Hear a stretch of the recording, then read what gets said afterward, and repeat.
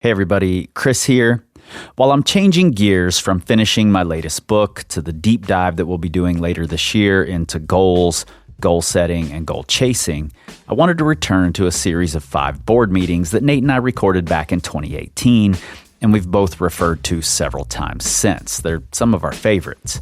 And they're all based on a phrase we learned from Trevor Ragan of Learner Lab. Common sense isn't always common practice. We thought about it and we came up with 5 areas of climbing where we see that phrase often holding true, and we discussed them.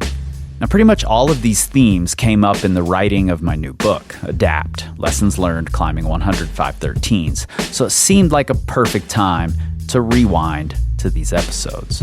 This first one is centered around the conundrum of quality versus quantity. Let's get into it. It's time to build. One of the classics. Yeah, we all know that we're supposed to go for quality, but what do? We all go for quantity. Mm-hmm. So let's jump into that. Where do you see it happening? Where do you see it happening often? Fast food. Buckets of fried chicken. Though I will argue that's both. It's definitely quality, depending on where you go. Yeah, like Popeye's spicy chicken, quality. 11 pieces of chicken for $11. I mean, come on. Yeah, you can't beat that. So I think one of the most common things and that a lot of people can relate to is things like power endurance workouts, 4x4s. And this really stems off of how we define what is difficulty or what is intensity. Mm-hmm. And that, because you're kind of blurring the lines here. Like you're getting close to endurance and then you're still close to power. So where does the quality happen? Where does the quantity happen? Which direction do you go? Yeah. It's kind of blurry. If power endurance or strength endurance is somewhere between strength and pure strength and pure endurance, then if you want to make it harder, which way do you lean? Do you go make it more endurance or do you make it more strength? Right. And so, or, obviously there are other ways we can go about it, but the most common thing that I see is people go towards the way of endurance to the point to where they're not even close to power endurance at this point. Right. Add more. Yes. Yeah. 5 more routes of Peter Pan's. Yeah.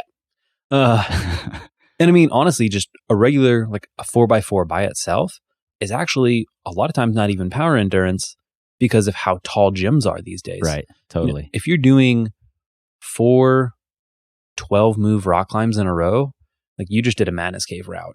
Yep. Like 12-move boulders, it's like that is a ton of climbing. And it may not seem like it because, you're like, it's a 4x4. I'm sticking to these measurements. But, if you're doing something more like a 4x4 on like a systems board where you're only doing five moves maybe, then you're really starting to hit the mark a lot better. Yep.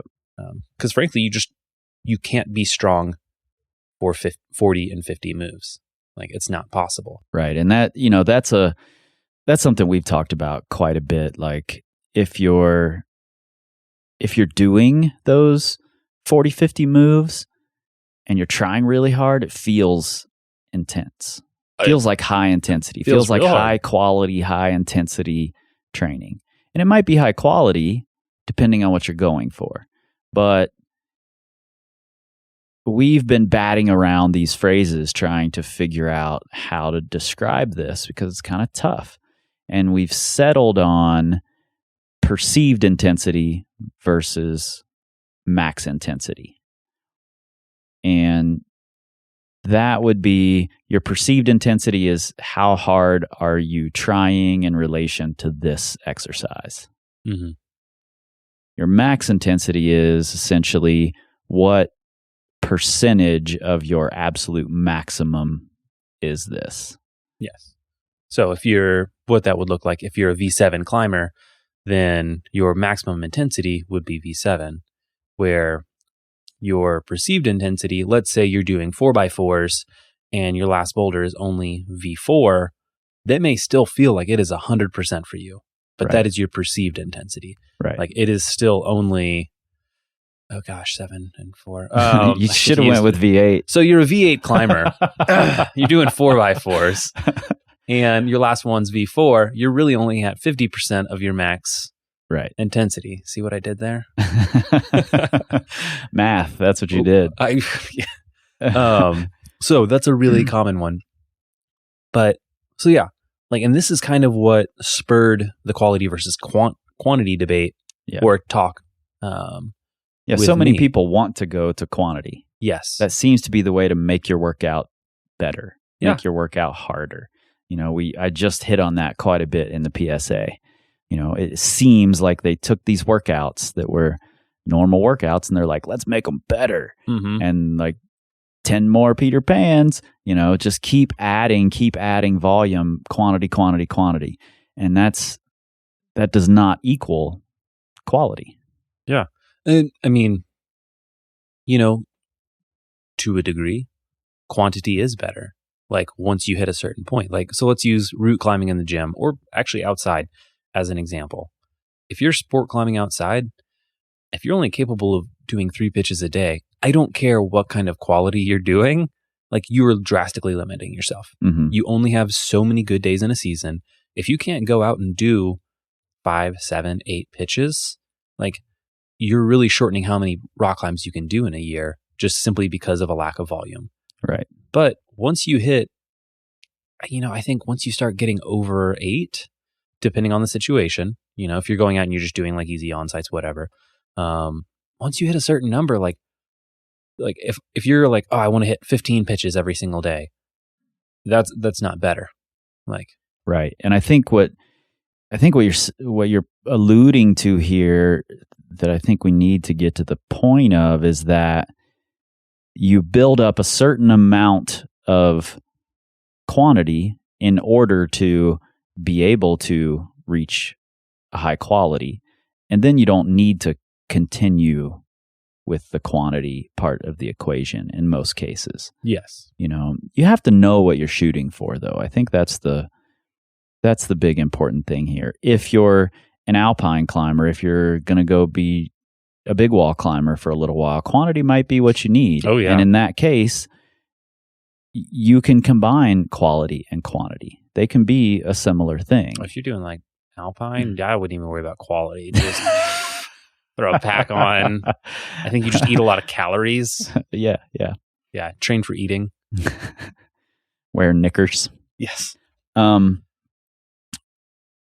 you have to know what you're going for, and you have to be able to define what quality is. If you're a boulderer, just because you did more of your 50% max intensity that session, that doesn't give you a whole lot. Mm-hmm. Once you can already climb V8, it's not going to help you a ton to do a bunch more V4s as a boulderer. And if you're just doing it simply for fitness. Right. Yeah, absolutely. So when you think quality versus quantity, what's the first thing that jumps out to you?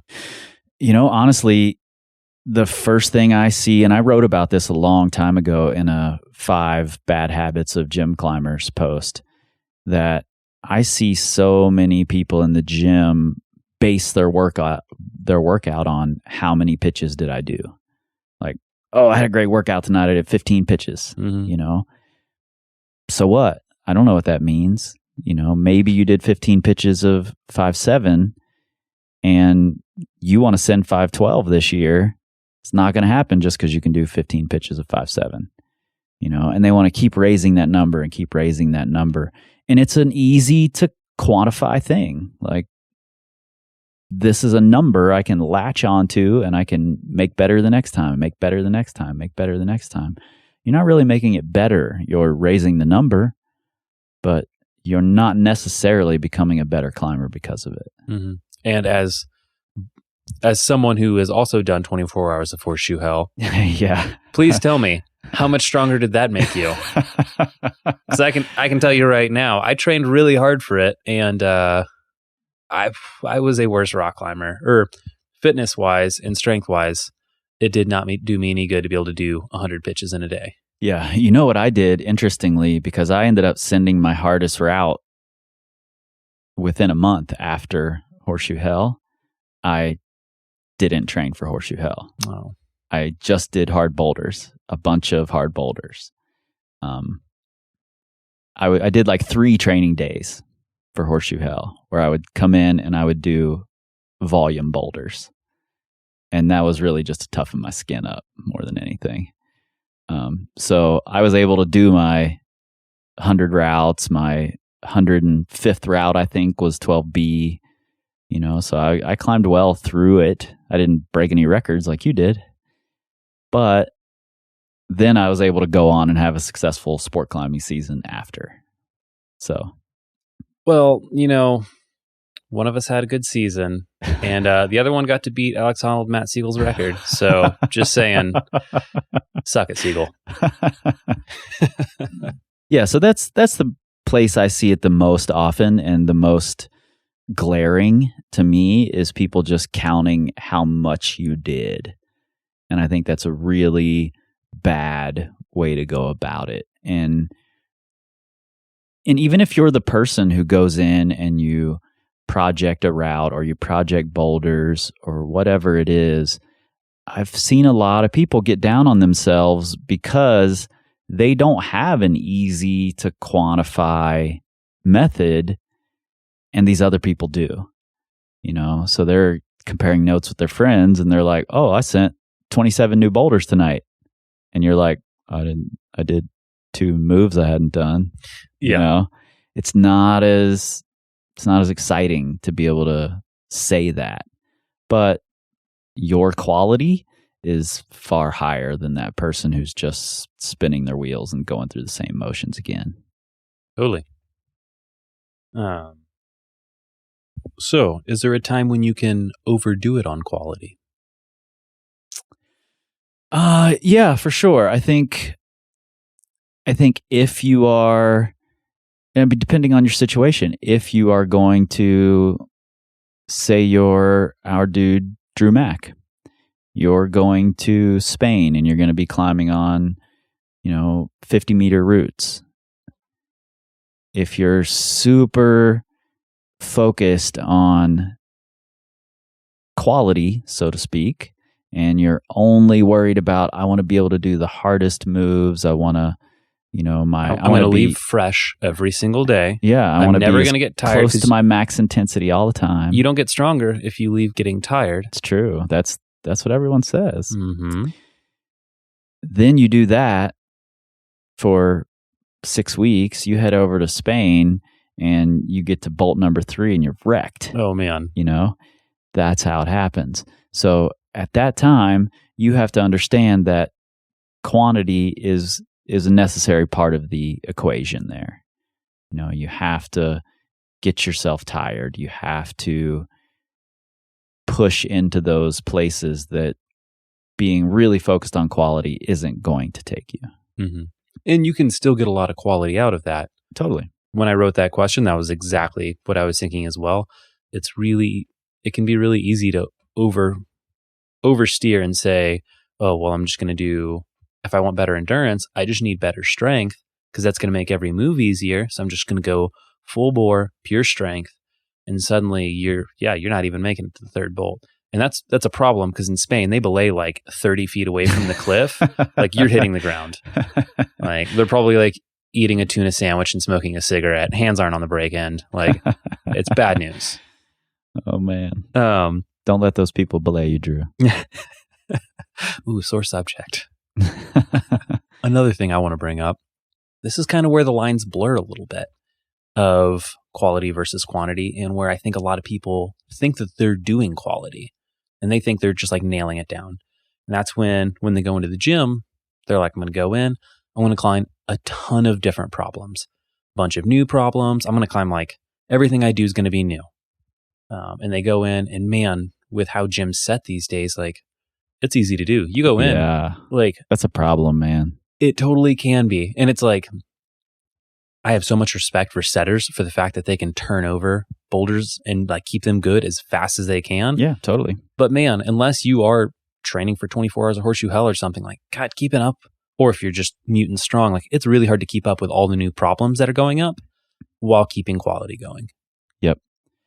Yeah, I think it's a trap that a lot of people fall into, and I'm totally not faulting setters for this. I know that it's the way that the gyms operate. I mean, that's how they make their money. So people would complain if there wasn't fast turnover. Yeah, so you should definitely keep doing it.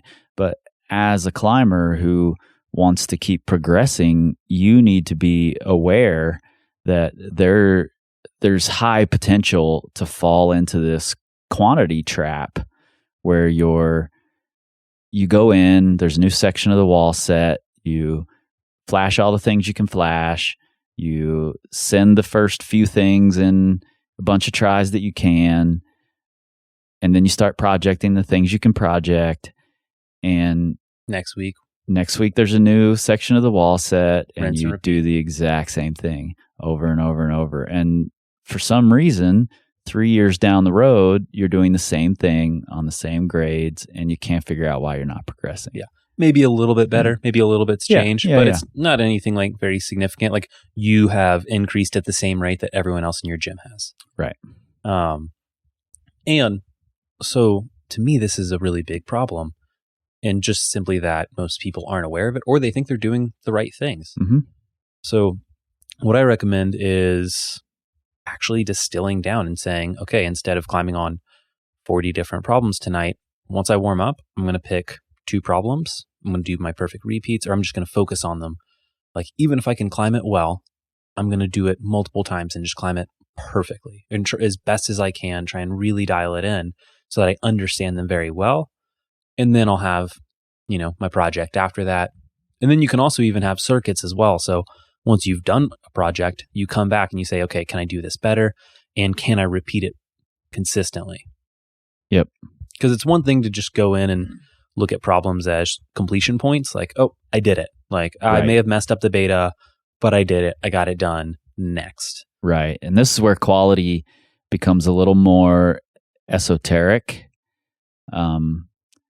And I think perfect repeats are a really great example of that, because you can't just go through the motions of a perfect repeat, saying, oh, I did 5 laps on this problem. I sent it off 5 times. Done. That's not enough. You have to be hyper aware. You have to be concentrated. You have to be focused. And the whole idea there is to really learn how to be aware of the subtleties while you're climbing and be able to faster and faster change those things. And, that's what you want to do on the crux of a problem or crux of a route that's 80 feet off the ground. You don't want to have to spend 5 days up there figuring out the subtleties. If you could figure it out in a few attempts on that sequence, then you're far better off. And that's what you're training in there. But by just going through the moves the way you did it the first time, you're not really learning anything. So that's where quality becomes this harder to grasp thing, I think. Mm-hmm. Yeah. And it's, it can be a bit of a trade-off, and it can be hard to kind of swallow that pill, because you say, well, wouldn't it be better for me to do 20 unique problems rather than just 3 problems that are repeated 5 times each? And I would argue against that. I would say you're better off doing, if you did 3 to 4 problems that you repeated 5 times each and you actually learn something from them, rather than a warm-up should not just be a way to get your body ready. Right. Like if you're climbing, every time you pull onto the wall, it's an opportunity to become better or worse. Mm-hmm. Like there is no stagnant. Like if you're pulling on and you're just slopping your way through saying, oh, okay, I need to get my big muscles warm. I need to get my hands warm. Like I'm kind of pissed I have to warm up. I just want to go get on my project.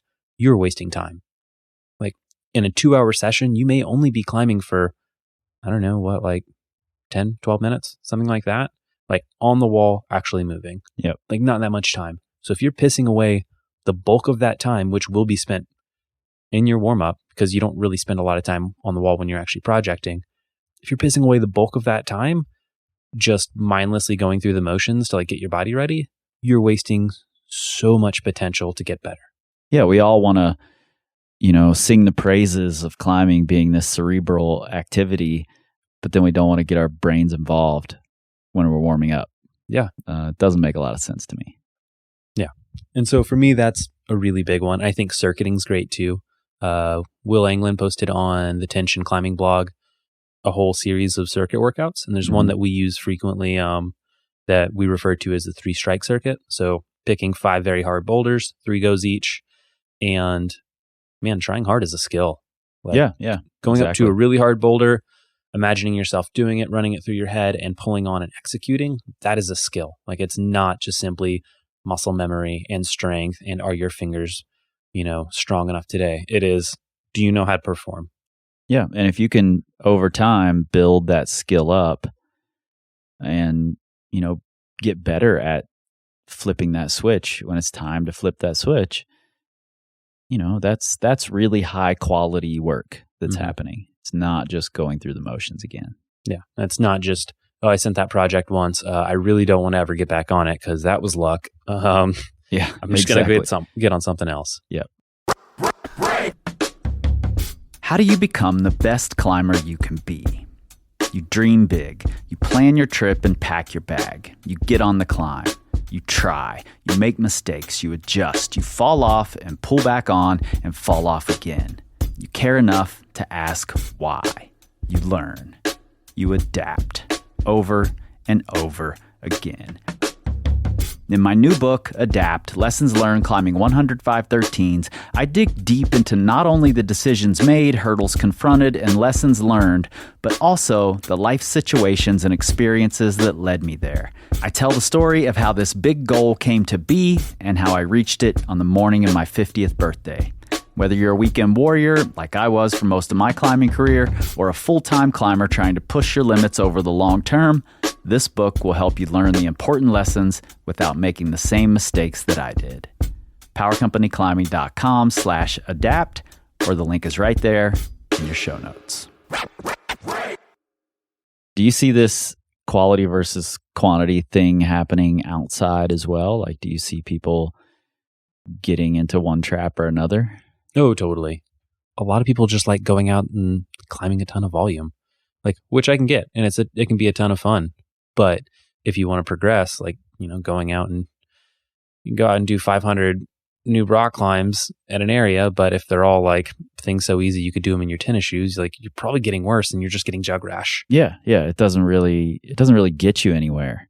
It definitely doesn't make you an accomplished climber.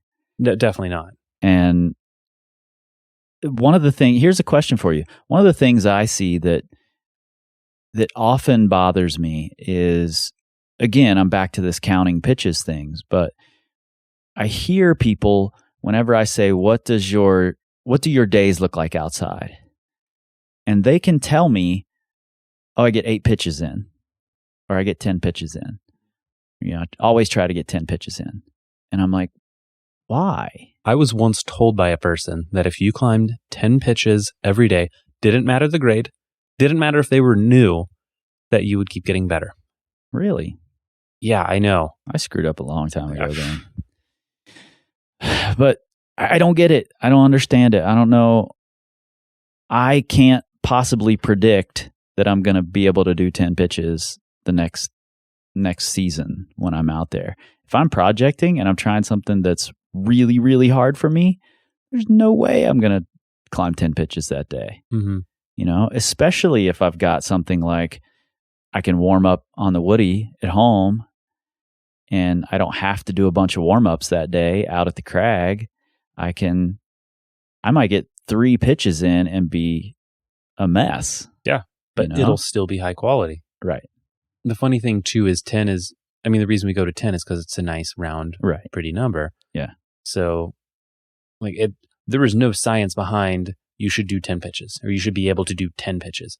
It's just a good number. There's not even really any rationale behind it. No. Who knows if your partner is trying something new, God forbid you're somewhere like Rifle where they're like, hey, I'm going to go project shopping today.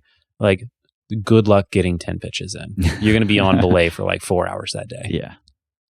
Yeah. So I see about the same mistakes outside as I do inside when it comes to quality versus quantity. Yeah. One thing I wanted to add. So not everyone is always psyched on perfect repeats. If it's not your thing, it's not your thing. I personally think they're amazing. But one thing I like to recommend to people is if they go go into the gym, and let's say there is a new set, and you want to go through and you do want to flash all the boulders, which is cool. Go do it. Anytime you hit a spot where, let's say you flash it, you come down. If you hit a spot to where you're like, I could do that better, just do that one move. Maybe do that 2-3 move sequence. Like, you don't need to repeat the entire 15 move problem or whatever, but just take that little spot and climb it well. Climb it 2, 3, 4, 5 times. And then when you're done and you realize, okay, this is what I should have done, add one extra step, take a step back and look at it and say, how could I have read this the first time? When I look at this, like, why did I think the thing that I thought?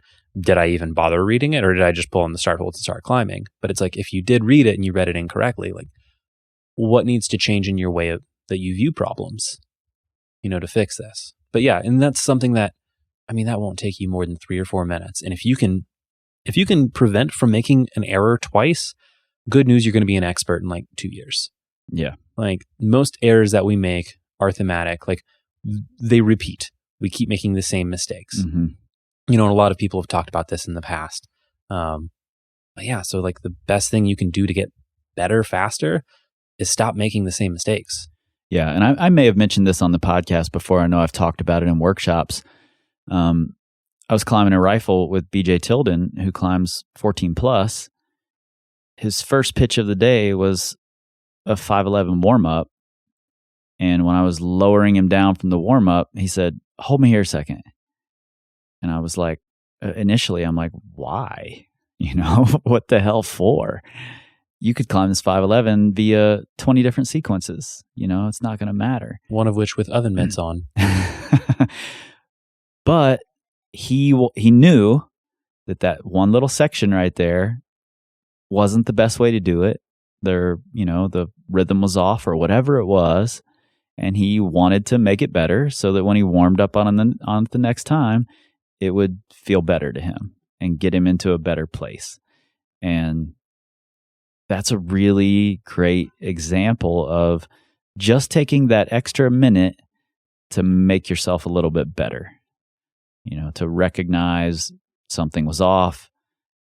You just want to make yourself better. And it only took, what was it, 15 seconds or something for him to do that sequence again, and then he's on the ground. Yeah, and he learned something from it. Yeah. And the thing is, too, and this is, to me, a very crucial idea that a lot, it's easy to miss out on when looking at kind of quality versus quantity. And this is even more towards, quantity being the higher intensity of, V grades, for instance. So if you look at most problems, or, even routes that are hard for you, you're not doing, 1 rep max intensity movements. Right. They happen, but they're rare.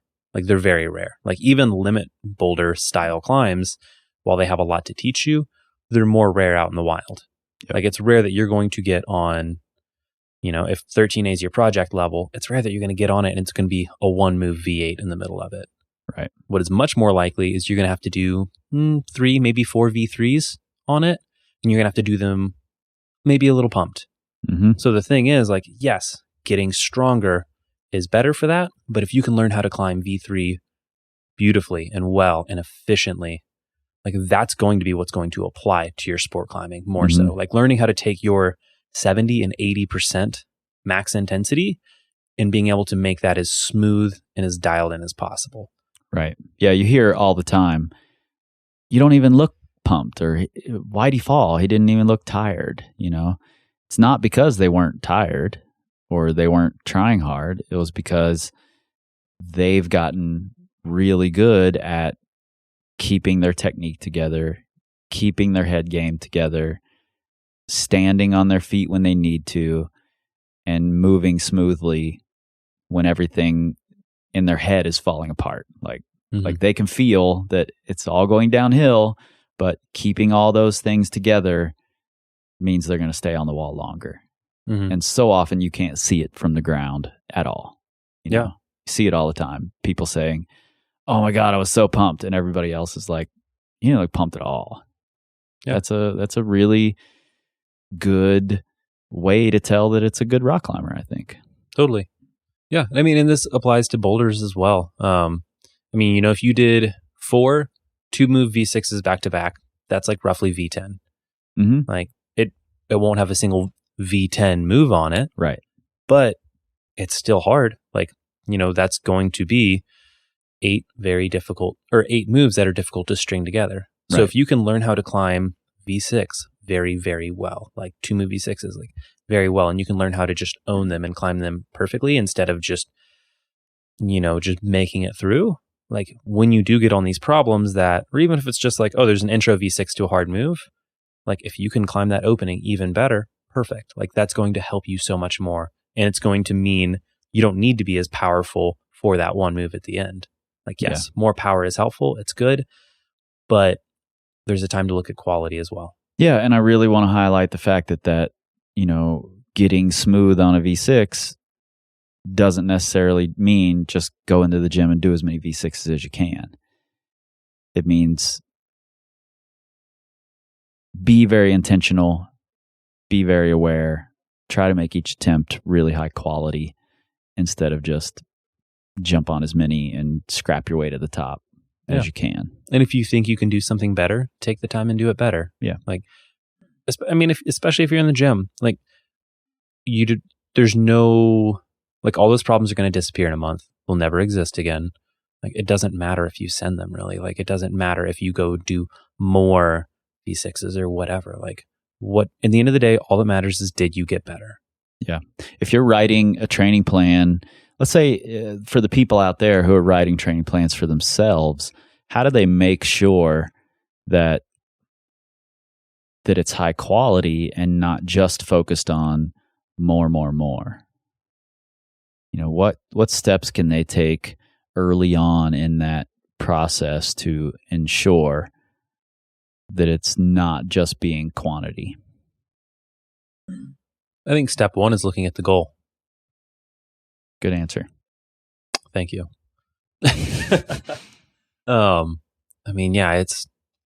It's almost cliche at this point, but keep the goal. And that's where so many people fall short.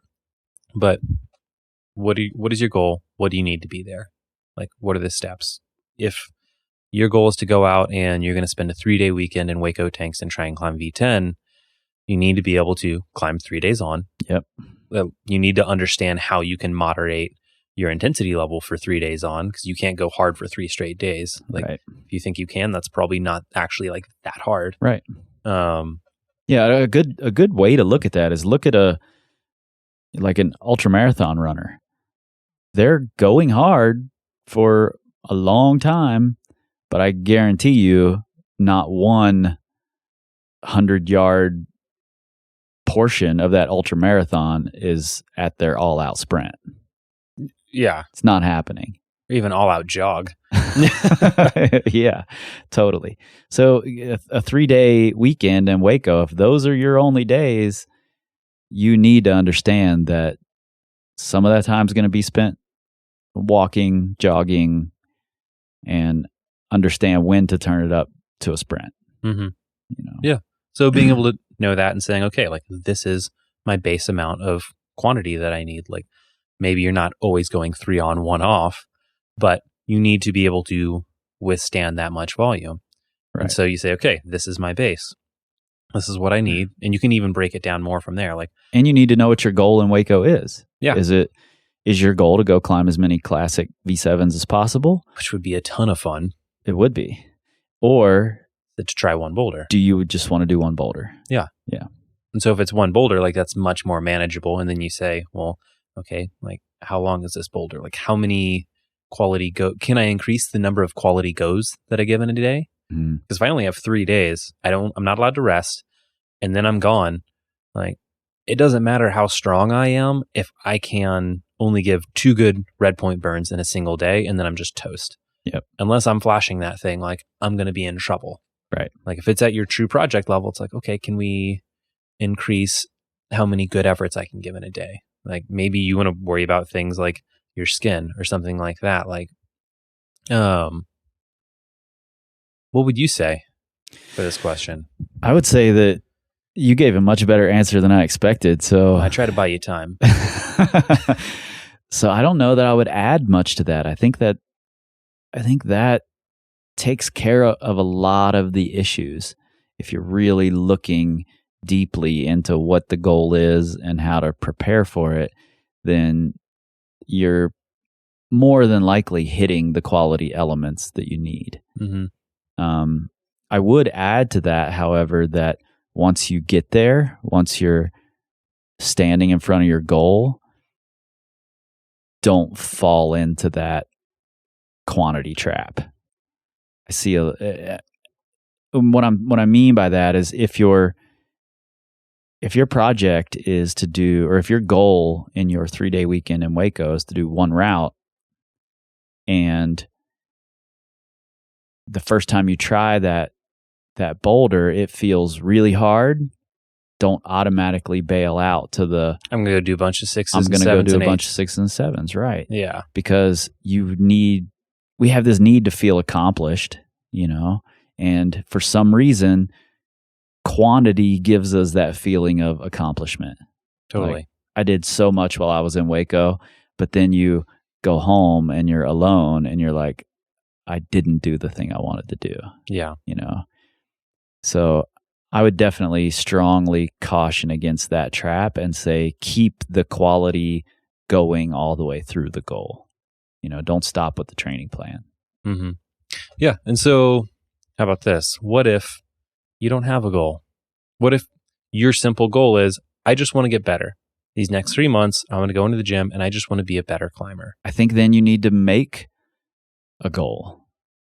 I think you need to come up with a goal that fits what you want, something tangible that fits that goal you have of becoming a better climber. What does that look like? Does that mean I want to do 5 13As of 5 different styles? Will that equate somehow to me becoming a better climber? It's going to demand a lot of me. I'm going to have to be good at slab climbing. I'm going to have to be good at steep climbing and long climbing and short bouldery climbs and off width, for God's sake. No. So I think that having that tangible goal, I think, is so important that even if your goal is something big and broad, like I just want to become better, you need to find a tangible goal that you can attach to it and push toward. Totally. Couldn't agree more. Yeah.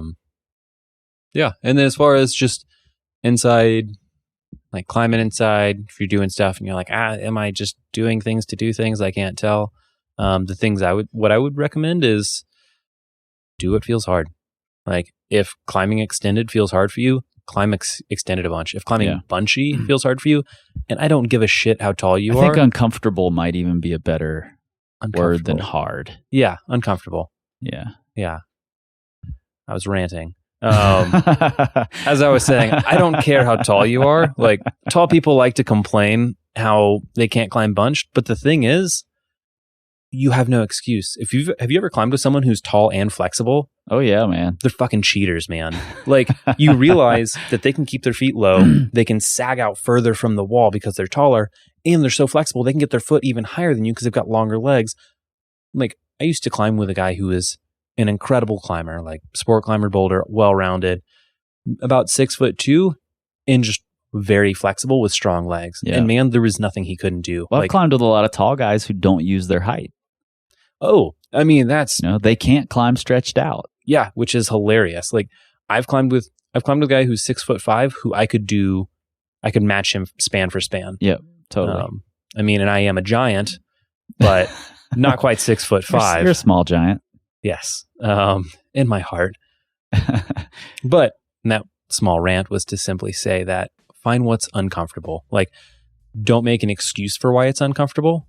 If you are a very short person and you say, climbing span is really hard for me because I'm short, it's like, well, suck it up, buttercup. Like, yeah, it's always going to be difficult for you, and it's going to be even harder if you never focus on it. Yep. So take the time, and whatever challenges you, whatever makes you uncomfortable, spend a little extra time in that, and that's how you can guarantee that you'll find quality. Yeah.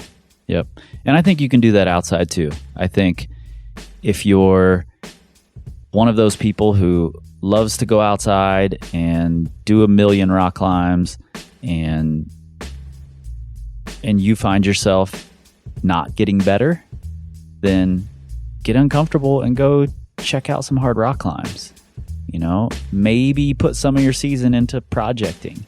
You know, I think it makes you more well-rounded. I think it makes you a better rock climber to understand all of those things. And I'm not going to allow myself to rant on this because I think this feels like a segue. That was indeed the perfect segue. Thanks, past Kris, for setting up future Kris. We will be back a week from today with the second in the series, looking at pyramids versus towers. Until then, if you're interested in checking out the new book, you can find it at powercompanyclimbing.com/adapt, or the link is right there in your show notes. You'll also find links to both Nate and I on YouTube and a link to our newsletter, The Current, where every month we try to connect the dots between all of the concepts we're currently working with and help you learn, grow, and excel. This time, this time, this time, this time, this time, this time, this time, this time, this time, this time, power, this time to build power, this time to build power, this time to build power.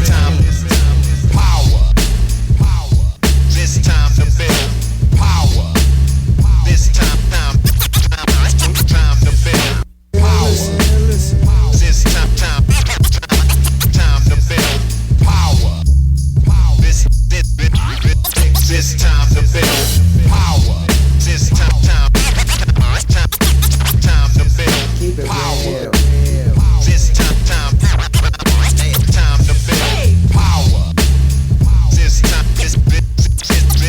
to build power. This time to build. This time to build. This time to build. This time to build.